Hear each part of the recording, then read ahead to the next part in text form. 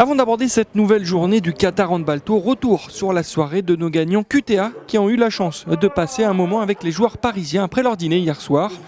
Joueurs et supporters se sont donc retrouvés autour de consoles de jeux vidéo. Pas de handball, mais du football cette fois, et des duels serrés sur FIFA 15. Un moment très convivial au cours duquel les heureux gagnants du concours Qatar Tourism Authority ont aussi pu faire signer les nouveaux maillots extérieurs reçus en cadeau. Ce matin, petite nouveauté au programme avec la première séance de piste, un moment toujours un peu particulier pour nos handballeurs. D'abord, quelques tours tranquilles avant un échauffement plus poussé, puis le début des choses sérieuses.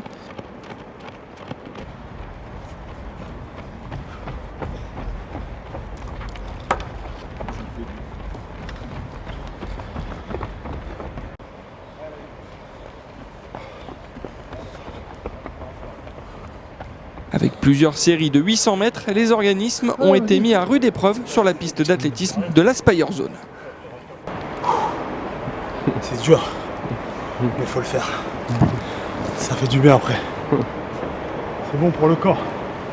Dans la foulée, les rouges et bleus ont encore laissé quelques gouttes de sueur en salle de musculation, des efforts toujours plus soutenus pour des Parisiens en phase de préparation et qui ont conclu cette matinée par plusieurs minutes de gainage.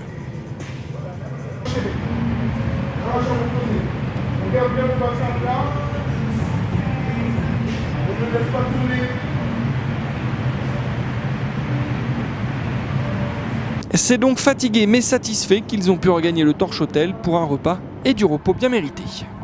Ce n'est qu'en fin d'après-midi qu'une nouvelle séance de handball les attendait. Sur le terrain, les joueurs ont d'abord fait la connaissance d'enfants venus assister à une initiation de handball avec Thierry Perreux, coordinateur technique du club.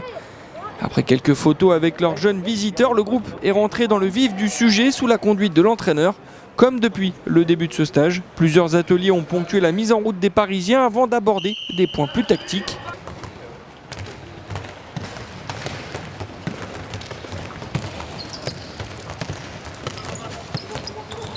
Troisième entraînement à Doha qui s'est effectué pour la seconde fois sous l'œil des médias français et locaux présents pour couvrir le Qatar Handball Tour.